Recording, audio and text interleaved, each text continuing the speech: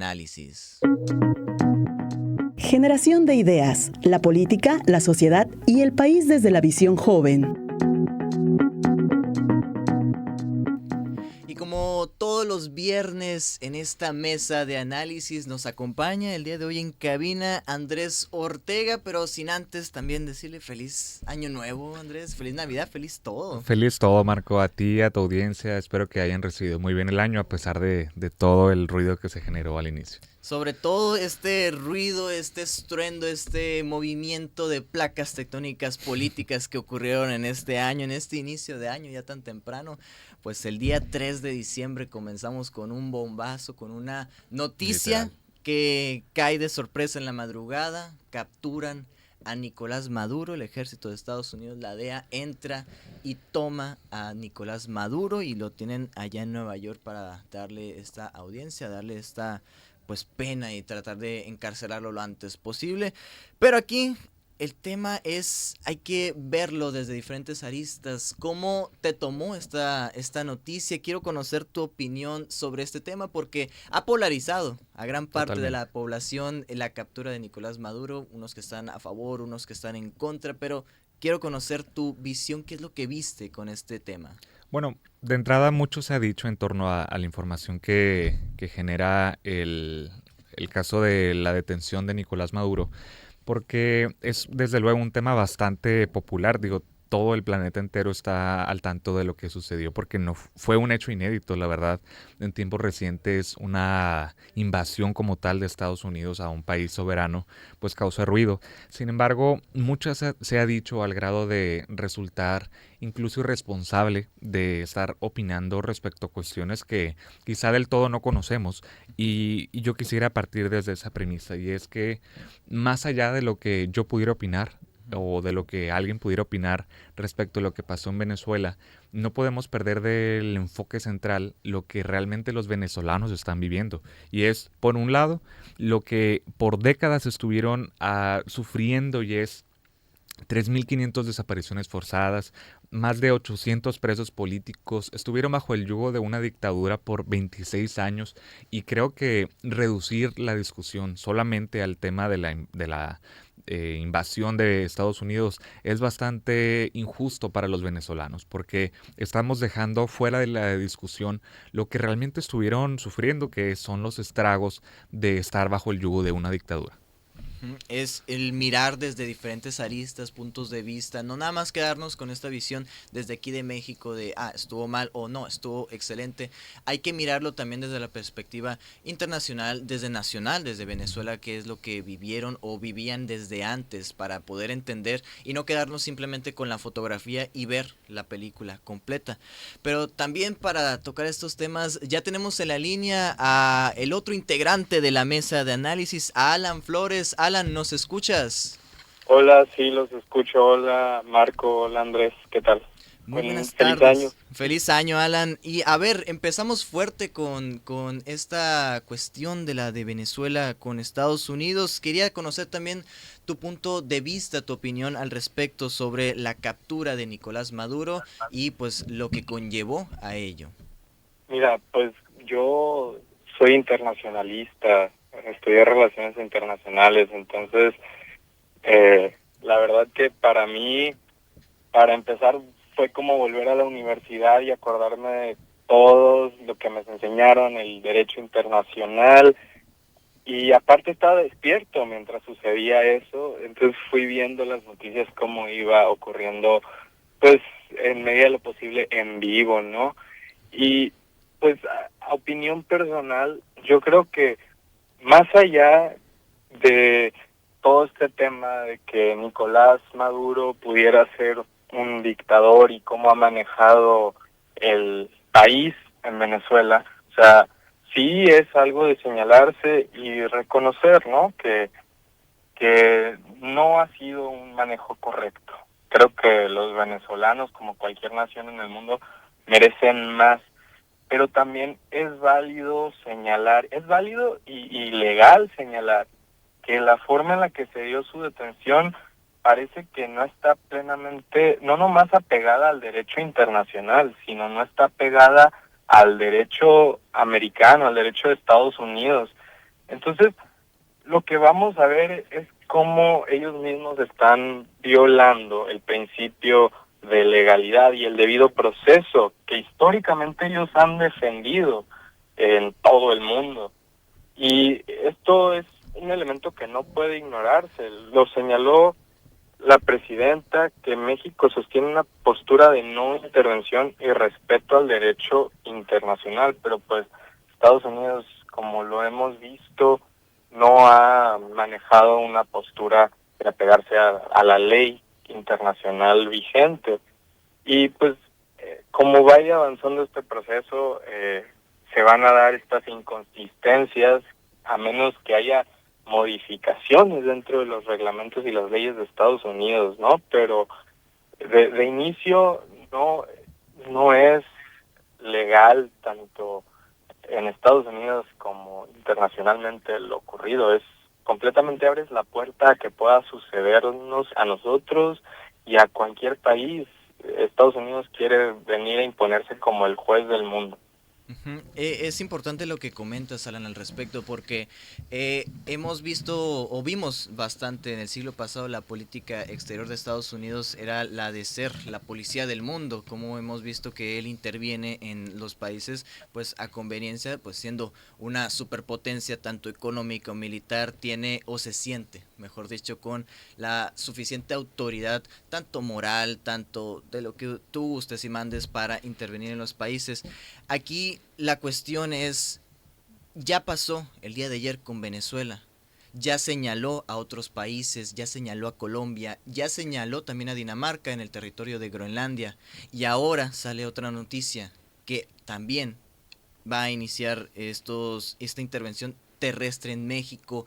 Es un manotazo sobre la mesa que está dando Estados Unidos sobre, bueno, su territorio, vaya, que despectivamente hemos escuchado durante mucho tiempo que llamaba el patio trasero de Estados Unidos, que es América Latina. En estos casos, ¿qué nos quedará verdaderamente? ¿Nos quedará dejar que la bota nos aplaste, dejar que Estados Unidos haga y deshaga lo que quiera?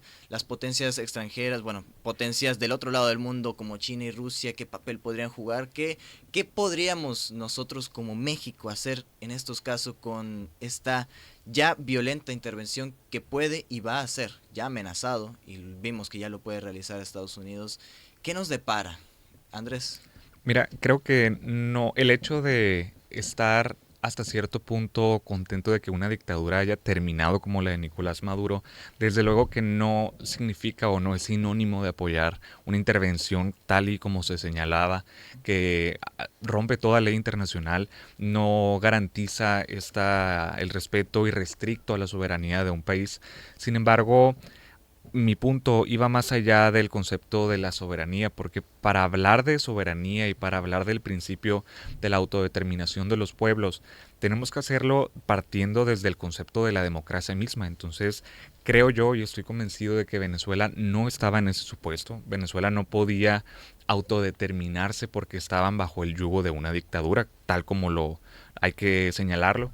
Y en ese supuesto, no directamente Estados Unidos, porque desde luego no es juez del mundo y él no tiene unilateralmente la razón de poder imponer sanciones o de tomar acciones que no van con el objetivo de democratizar el territorio, sino de aprovechar los recursos materiales que tenía o que tiene más bien Venezuela. Sin embargo, creo yo que Latinoamérica y México incluyéndose tuvo un grado de responsabilidad al no presionar a la edificación de estas dictaduras, porque partiendo, yo soy abogado, no internacionalista, pero también entiendo que el derecho internacional va más allá del no vamos a involucrarnos en las decisiones políticas de ese entorno, porque si México y si los países de Latinoamérica hubieran presionado más a Venezuela al grado de no convertirse como lo es en la dictadura que al corte de enero del 2026 lo era, pudimos haber evitado que se escalara la situación al grado de que Estados Unidos dijera, bueno, yo voy a intervenir.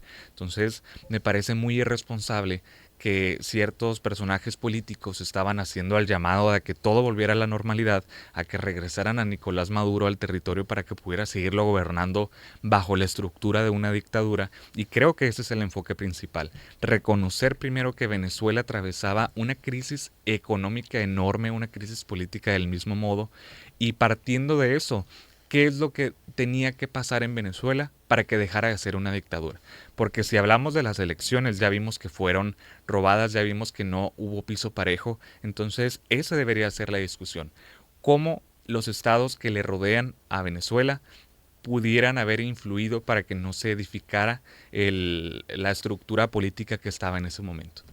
Entonces, aquí te refieres a nuestra desunión como bloque en Latinoamérica conllevó inevitablemente a que se formaran estos pues gobiernos en América Latina y que no estuviéramos tan atentos o presionáramos a estos gobiernos para que siguiéramos un mismo camino y no llegáramos a que venga el pez más grande y se coma a uno de nosotros. Alan, ¿tú qué piensas al respecto? Esta desunión de América Latina hizo pues que se diera esta intervención y o también próximas intervenciones se sigan dando como lo fue en el siglo pasado con estas Operación Cóndor, sería como una Operación Cóndor 2.0 actualizada y con esteroides. A ver, México es México, Colombia es Colombia y los países de América Latina son soberanos e independientes. No teníamos nosotros como país México, y no voy a decir de los demás, que intervenir, que presionar. O sea, volvemos a la discusión central, que es el no intervencionismo. El intervencionismo genera inestabilidad y las razones de este intervencionismo son muy evidentes. No era quitar al régimen chavista de Venezuela, porque si así fuera, Estados Unidos realmente se hubiera dejado ir con todo y no apoyan de cierta forma a la vicepresidenta para que quede como líder. Lo único que están haciendo es poner a un títere, a un cabecilla que les pueda funcionar a costa de presiones para hacerse ricos, millonarios, como lo han hecho en otros países. O sea, no nos correspondía a nosotros como país presionar a Venezuela para que no se dieran estas circunstancias, y tampoco era responsabilidad ni le corresponde a Estados Unidos hacerlo, menos por las razones que nos han demostrado que lo han hecho. O sea, incluso en esta semana se han mostrado, como les dije, todas estas inconsistencias y cómo han retirado cargos, cómo han modificado ciertas denominaciones para poder de cierta forma amoldarse a cómo se dio la situación, pero sin tener que seguir el derecho internacional y poderse justificar, porque eso es lo único que está haciendo Estados Unidos. Esto es una colonización de Estados Unidos. O sea, ahorita es remover a Maduro, mañana va a ser meter a un montón de empresas americanas, la cultura de Estados Unidos. O sea, no hay forma de ver que esto sea bueno. O sea, debió haber pasado por los caminos legales, por los caminos de acuerdos internacionales. No fue la ONU, que en mi opinión no hacen ningún trabajo, pero ni siquiera hubo una intención, solo hubo presiones, hubo bloqueos hacia Venezuela que han afectado a los mismos venezolanos. Entonces, mira, es un sueño guajiro y espero que no nos terminen dando la razón, pero al final de todo lo único que uno desea como ser humano es que le vaya bien al pueblo de Venezuela, pero no podemos defender de ninguna forma lo que sucedió. Es realmente muy malo y vamos a dejar que este precedente pase y que siga pasando con otros países. O sea, antes lo veíamos en el Medio Oriente, ahora lo estamos viendo en América Latina. Entonces, yo de verdad reconozco que no nomás México, que varios países hayan hecho un posicionamiento en contra de lo que sucedió, porque no podemos dejar que Estados Unidos se vaya con las suyas. No podemos ir en contra de ellos tampoco, pero sí un llamado a que se resuelvan las cosas de forma pacífica, sin intervenciones, sin colonialismo, porque esto es un colonialismo moderno nada más. Sí. En su momento fue Puerto Rico, en su momento fue Hawái, y va a seguir pasando ahora con América Latina. Antes la fingían con estas llamadas guerras proxy entre países pequeños, ahora lo están haciendo directamente ellos, y de verdad es muy lamentable. Para toda América Latina, para todo el mundo es muy lamentable. Aquí, pues ya al momento de cuando ganó Donald Trump, ya teníamos un poquito la noción, la idea de que se venían tiempos oscuros, pero no tanto, no tan directos, porque conocíamos su estrategia, que era imposición de aranceles, aprovechar su posición como potencia económica para poner aranceles y presionar para que negocies. Pero al parecer el año pasado no funcionó mucho esta estrategia, no muchos cayeron en las provocaciones, no muchos cedieron a medida que Estados Unidos quería. Entonces ya este año 2026 se volcó por el lado de intervenir política y militarmente para ello. Pues también Marco Rubio había señalado este plan que tenía para Venezuela, que no se dio como tenían muchas personas planeado, de quitan a la cabecilla de Venezuela y van a traer a Corina Machado, que la tiene repudiada Donald Trump porque le ganó el Premio Nobel de la Paz, pero no se dio este cambio nada más porque sí, porque esto podía conllevar a literalmente un colapso en Venezuela. Entonces se tiene que dar con paso a pasito para poder llegar al fin a esa llamada transición democrática. Primero tiene que darse una transición tanto interna del gobierno, de que los opositores o estas personas que muchas de ellas estaban encarceladas, pues tomen o estén en la opinión pública dentro de Venezuela, para que no se dé ese cambio tan brusco, tan destructivo, que de hecho los ejemplos que demarca Alan, que fueron en Medio Oriente, cómo quitaron a un dictador en Irán para poner a un dictador a favor de Estados Unidos, y pues lo que terminó fue en una guerra civil que culminó en una dictadura aún más feroz que las anteriores. Entonces se tiene que mover con demasiado cuidado. La cuestión internacional es muy delicado, están jugando con vidas humanas, están jugando con fuego, y la verdad lo único que queda es las mayores esperanzas para Venezuela, que esta transición o estos cambios se den de la mejor manera y no termine como un ejemplo más de donde pisa el imperio estadounidense, no vuelve a crecer el pasto. Pero esos son problemas ya a gran escala internacional. Hay muchos temas también que hay que analizar en esta mesa. Uno de ellos que me gustaría ya pasar es uno más local aquí en la capital sonorense, la cuestión que se platicaba mucho al respecto el año pasado con la entrada en vigor de las fotomultas, estas que se instalaron en las afueras de la ciudad, en la salida Guaymas, en la salida a Nogales. Se instalaron varias de ellas que te vigilaban cuánto ibas a tu velocidad y te iban a poner una multa para hacer como que más eficiente este sistema y que se respetara verdaderamente la ley, pero ha sido muy controversial, ha tenido muchas opiniones, muchas en contra, muchas en favor. Pero aquí ya se había hablado de que entraran en vigor ahora sí este año. El Congreso del Estado dijo que no y van para atrás. Pero aquí lo que me gustaría saber es, ¿las fotomultas son verdaderamente la clave? ¿Son lo que podría hacer que el hermosillense se tome en serio el ir a esa cantidad de velocidad? ¿Las fotomultas serán acaso lo que definirá nuestro futuro aquí? ¿Qué opinas al respecto, Andrés? Yo me voy a permitir antes que nada clarificar cómo está la situación jurídica del tema de las fotomultas, porque genuinamente estoy molesto de que haya tanta desinformación, porque esta desinformación fue generada una vez más por un tema ideológico y no tanto por un tema técnico. Y es que, va a ver, a finales de año del 2025 se aprueban las 72 leyes de ingresos de los municipios.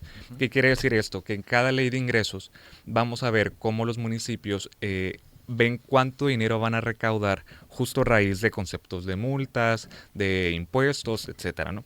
Entonces, para el tema de las fotomultas, el Ayuntamiento de Hermosillo hizo su respectiva inversión con la infraestructura esa que vemos en los puntos de entrada de la ciudad.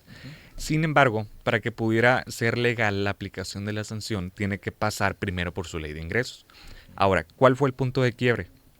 En el artículo 165 de la Ley de Ingresos del Ayuntamiento de Hermosillo, ellos propusieron al Congreso del Estado que tuvieran como tal la validez de estas sanciones de las fotomultas. Sin embargo, para que pueda aplicar una sanción no puede ser unilateral, es decir, el hecho de que te tome un dispositivo electrónico, una fotomulta, están aplicando unilateralmente una sanción al ciudadano. ¿Y ante quién la impugno o de qué forma puedo decir, oye, pero es que yo no iba a tanta velocidad?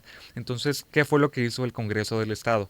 El Congreso del Estado dijo, bueno, como no podemos aplicar de manera unilateral esta sanción, lo que vamos a hacer es poner un candado para que la multa electrónica, esta que se genera, sea únicamente válida bajo dos supuestos. Una, que la imponga un agente de tránsito, y dos, que aquellas que se generen con medios electrónicos donde no lo esté el agente de tránsito no serán válidas. Entonces el Ayuntamiento de Hermosillo dijo, bueno, si me pones ese candado, ¿qué sentido tienen los espacios electrónicos para que se puedan sancionar? Y ahora salió con el tema de que habrá una patrulla especial que cuando se salga el fotoaviso, la patrulla irá y te notificará de la sanción. Ahora, esta desinformación se generó justo a raíz de un tema más político que técnico, porque la ley es muy clara. Y si la ley prevé la opción de las fotomultas como una ruta para que el ciudadano pueda concientizar respecto al manejo de la velocidad, que no es un invento de Hermosillo, es algo que viene desde la Ley General de Movilidad, incluso en la Ley Estatal de Movilidad también se está prevista, y creo que hay que hablarle claro a la ciudadanía. El Congreso del Estado dijo que se habían prohibido, el Ayuntamiento dijo que no. El punto aquí es que se puso un candado, pero el Ayuntamiento de Hermosillo vio la oportunidad de poder aplicarla a través de una patrulla especial y sí seguirán vigentes las fotomultas este año fiscal. Alan, ¿cuál es tu opinión al respecto? ¿Qué es lo que te queda con esta, pues ya ahora sí, entrada de las fotomultas? ¿Serán verdaderamente la clave? ¿Esto es lo que nos va a deparar como ciudad? Mira, las fotomultas que pretende imponer el alcalde, Antonio Astiazarán, de verdad que para mí es lamentable el enfoque con el que se pretende aplicarlas. Es un enfoque equivocado en su política pública. No es un tema ideológico, es un tema de cómo afecta al ciudadano, pero no resuelve los problemas de raíz. Uno como gobierno tiene que priorizar el bien del ciudadano, el que puedan desarrollarse sus derechos plenos, su derecho a poder transitar el país es uno de ellos de forma tranquila y libre, y también garantizar que pueda ser de forma segura. Pero estas fotomultas nacen bajo este discurso de que van a reducir la velocidad, que van a reducir los siniestros viales, pero realmente no, esto solo es una decisión recaudatoria que va a impactar directamente la economía de miles de familias hermosillenses, especialmente quienes usan el vehículo para trabajar, para trasladarse a largas distancias. Hay gente que va a los campos que están fuera de Hermosillo, hacia el norte o hacia el sur o en cualquiera de las salidas por las que intente uno salir, y resulta que se van a topar con estas fotomultas que incluso se han salido varios videos que no están realmente aplicando las fotomultas, incluso si se revisa si el límite de velocidad es correcto. Entonces, el primer problema está desde el origen de por qué se aplica y el diseño de esta misma, ¿no? Las fotomultas se plantearon sin un diagnóstico real, sin un diagnóstico serio de cuáles son los puntos de mayor accidentes viales, de mayor siniestralidad. sin información clara sobre cómo se seleccionarían los cruces. Muestran ellos un plan que realmente no coincide con los puntos de mayor foco. Y aparte, ¿qué es lo que pasa? Te muestran que en las salidas es donde hay mayores accidentes viales, pero ¿cómo se defienden ellos para decir eso? Pues cuentan un número general, pero no te hablan si esos accidentes son por ir arriba del límite de velocidad, no te dicen si es que a alguien se le reventó la llanta, si se le ponchó, si tuvo un problema con su motor, si le dejó de funcionar la caja de cambios. O sea, ellos cuentan como generalidad estos siniestros, y ahí es como ellos tratan de defenderse, pero no lo dicen, le ocultan esa información a los hermosillenses, y no está bien que un gobierno quiera venir a recaudar, y por cierto, y lo voy a señalar, a recaudar para futuros planes propios. No sabemos hacia dónde, cómo se va a aplicar ese dinero, no sabemos, no hay transparencia al respecto de este proyecto. Y es un tema de desigualdad, porque, o sea, pagar una multa es una molestia para muchos hermosillenses que muchos no la van a poder pagar desde el inicio, inclusive. O sea, van a tener que decidir entre cubrir los gastos básicos de su hogar o pagar la multa para que no se les incremente.